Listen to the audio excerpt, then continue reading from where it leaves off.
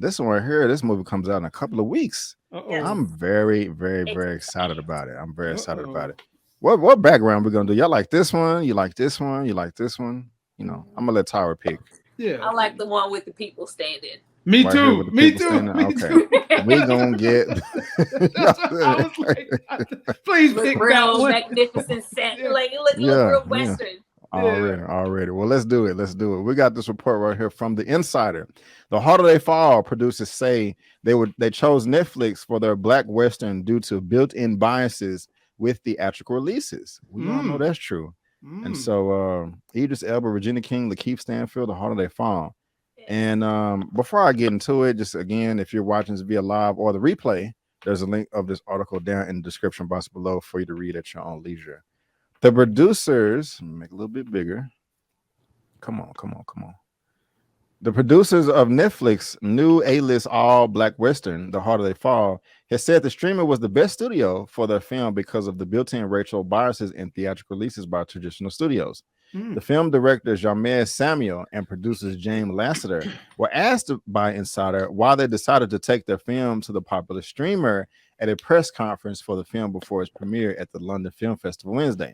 If we're going to tell a story like this with the cast, the goal is to have as many people around the world have access to it.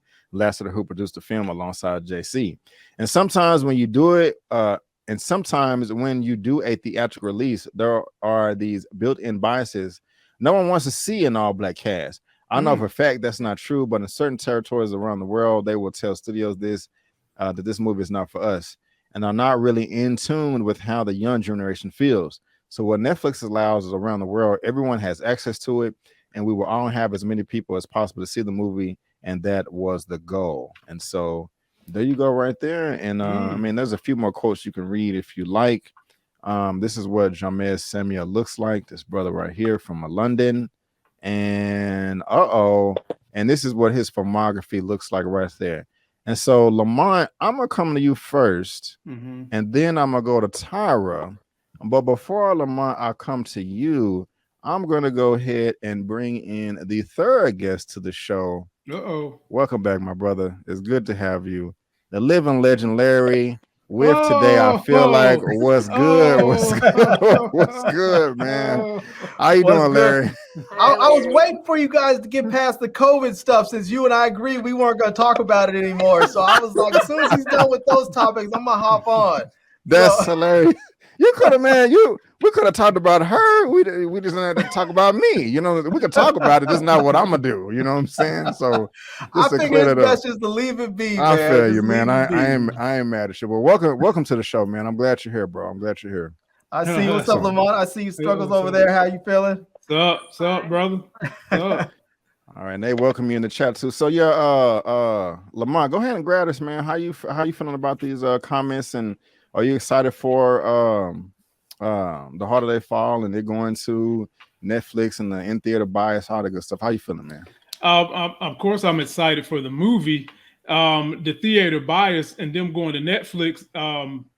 Basically, I was getting ready to invoke the name of the living legend on this topic anyway. This is what me and Larry have been saying needs to happen with every movie. It should have if you have an app run where they tax you a little more than what you pay for theatrical release, so that more people can have the option to see the movie. That's all I'm always screaming for.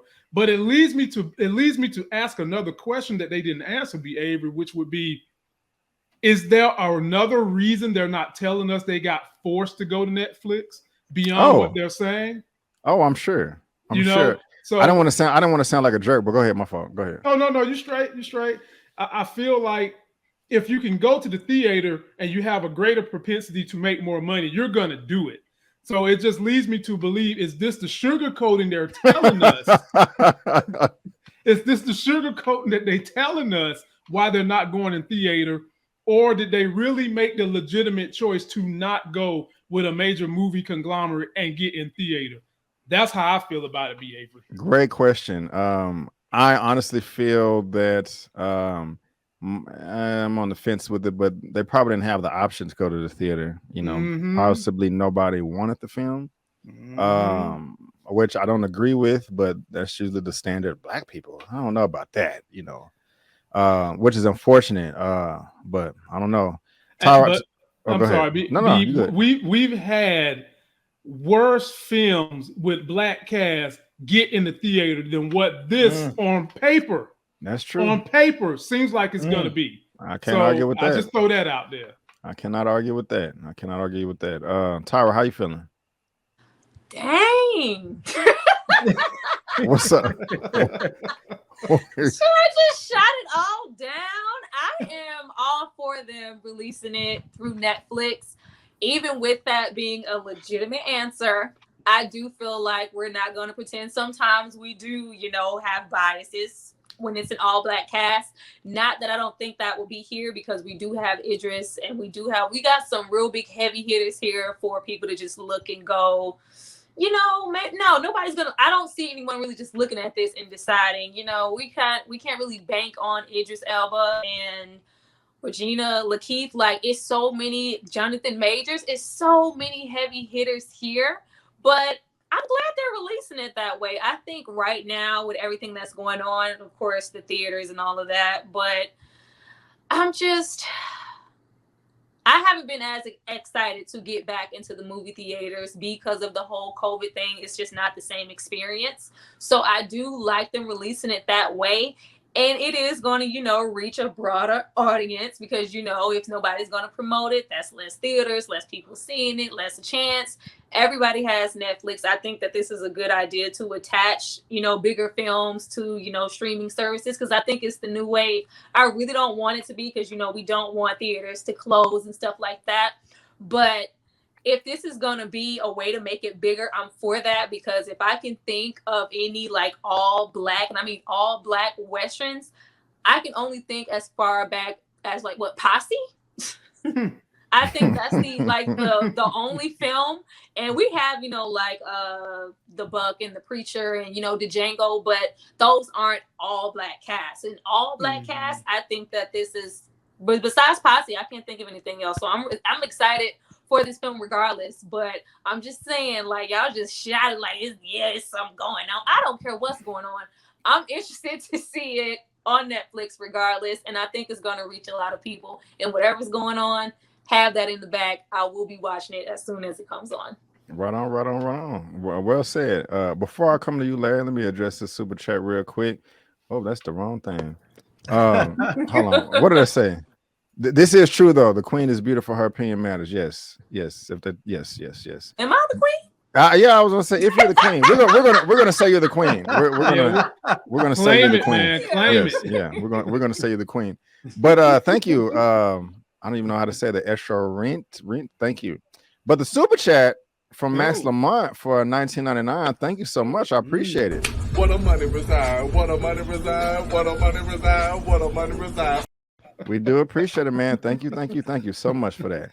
Larry, get on in here, sir. How you feeling about all this? The holiday Man, fall? I have all kinds of feelings about this film beyond just whether it's going to be on Netflix or in the theaters, man. I mean, first of all, I'm all about my streaming stuff. I want to see everything on streaming. I want to stay at home on my couch. I want to have dinner on the stove. I want to drink what I want to drink. I want to hit pause so I can get up and go to the bathroom a bunch of times because, I'm 50 now and my bladder is not as big as it used to be. So I want to be able to get up and go to the bathroom and hit pause and not have to worry about missing stuff. Now, also, I feel like everyone's worried about the theaters. I feel like this is a great opportunity for Black people to come together and make great content with our folks and wanted to go to streaming. Let streaming become the domain of Black people, because streaming is the direction that everything is going. We can deny it. We can say that theaters still have their place.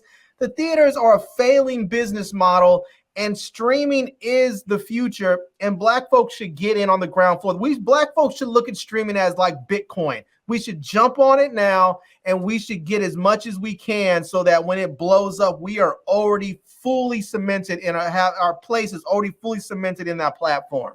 And I agree. And so there should be more Black movies like this going directly to Netflix. And we see some of it. We see people like Chappelle who made their deals with Netflix, and we've seen Shonda Rhimes and other folks. We need to see that out there. But I have other issues with this film, like you've talked about before, like with what's her name, Zazie Beetz or whatever her name is, playing this, you know, this high yellow chick with her playing this dark skinned sister out there. We're talking about a film from the American West, and we have Idris Elba, who's not even from the U.S.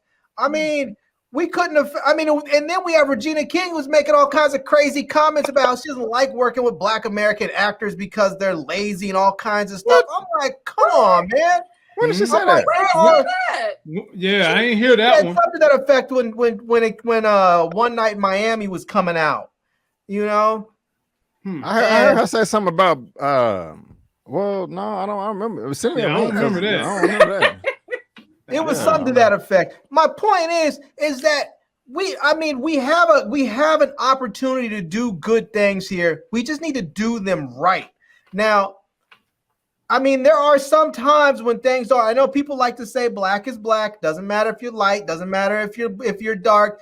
That's true for being black. But representing particular characters still matter. I don't want to see, Nicole Ari or whatever her name is, her little light-skinned, green-eyed self playing, Harriet Tubman. I don't want to see that. There are some characters that you should put in certain roles and other ones that you shouldn't. It's like, it's just, I don't want to see Boris Kojo playing, Stevie Wonder. Doesn't work. I mean, people need to cast for what works. And don't get me wrong. I know that Idris Elba is a fantastic actor. He is a wonderful actor. I get it. But there are a lot of really talented Black male actors in this country that are American that can portray Americans. We don't have to go looking across the pond to find talent when it's right here at home. Right. I agree with that. I don't know nothing about the story. I don't know if it's true. I ain't never heard of it before. I don't know if it's fiction. I don't know if it's a little bit of both. So because I don't, when it comes to that representation and Black Americans playing Black Americans, I only care about that if the story is true. If it's fiction, it doesn't really matter to me. That's just me though. But well said. Y'all got any more comments on that? Who would you like to see in the role instead, Larry? Who would I have liked to have seen in that role? To be honest with you, because it does have sort of a nice cast surrounding them, I would have liked to have seen a new actor. I would have liked to have seen a relatively unknown actor in there and let that be sort of a breakout role for them. I don't think that they needed to put a known quantity in that particular role. I would have really liked to see somebody break out. So yeah, I got a comment. I love when they break new talent. I got a comment for people in the comment section, B. Avery. What's up? I'm calling for a duality release. Some people are saying I want to get rid of movies in theaters altogether. No, that's not what I'm calling for. I'm calling for, if you have an app with your movie service, release it in theaters, but also release it at stream for those of us that want to feel like we can watch it at home and just add an extra fee to it and let us do it. Yeah. Exactly. That way you're doing both. You're meeting both needs and you're running a dual system. I don't see how that loses. That's all I got to say. Mm-hmm. I have to say I agree. It just depends on how much the production of the film was for me, depending on if that works or not. See, here's the thing for me with streaming. I don't want to go and pay. I don't want to have a whole bunch of different subscription services and then have to go pay a whole bunch of extra on top of that to watch each individual movie.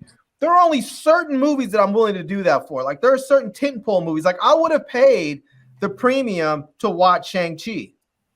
I would have done it, but they didn't do that. And so they lost their money. I'm not watching. I made a point to say I'm not, and me and B. Avery have talked about this before. I am a Bond fan. I've seen every single Bond movie, and most of them I've seen in the theater. I am not seeing this Bond movie till it's available on streaming because I'm just not going to do it. I mean, they have pissed me all the way off with this whole thing about putting stuff in the theaters in the middle of a damn surge. We can't just say, COVID's over. People are getting vaccinated. we're still in the middle of a surge. People need to be responsible for those. And I'm not saying you can't put it in the theaters, but give the other people who don't want to go an option to not have to go to the theaters and not have to bootleg your ish. You know? Right on. Before I move on, where you at? One Journey, where did comment go? One Journey, what you mean? Another way to bring division. I wasn't a reply, but I want to make sure I understand what you're saying before I do. Also about streaming and consolidating all the streaming for Black people. There's an app. Was it All Black? Isn't there an app called All Black or something like that, or a station or a network called All Black? It's fairly new. There's something to that effect I've seen on streaming devices, but it's not showing. I think it may have some of the stuff, but the problem is when you start a new streaming service, you don't have the money to create original content or to buy original content that's going to bring the masses in, you know? And when you go to a place like Netflix that has a huge budget, it's built in there. They have the budget. And I don't care if the content for us is on an all Black platform. I actually want our content on platforms where other people are, so other people see it. Oftentimes when people see an app like All Black or something, BET, they think, oh, that's just for Black people. And you're not going to see a bunch of white or Hispanic or Asian people subscribing to it. But everybody will subscribe to Netflix. And if they see a cool looking movie that happens to have an all Black cast, what do they care? They're already paying for it. They'll just go ahead and watch it. If they like it, great. If they don't, then they go on to the next film. But Netflix has huge production budgets, and I think that's where we should be sending our stuff to, because as we grow and we get more money, you're going to have more of these Black producers that are going to have made these deals, and Netflix will say, no, we've seen success with their stuff. We're going to keep giving them money. And the other people that come, all the other people that come later, they're going to have to fight to get their foot in the door. They're going to have to fight to get their position, because Black producers and directors will already have solidified their positions. So some of y'all getting on my nerve in this chat. I'm just being y'all. Hold on. Okay. Well said, y'all. Well said. And I just didn't know if I was gonna block somebody. But I appreciate that, Larry, and well said. I really do wish they would consolidate all the streaming services for Black people, because there's another one that I had a subscription to. I think it's Urban Flix. I subscribed to for a while. I was watching that cheerleader show. I can't remember, but I tried to give it a try.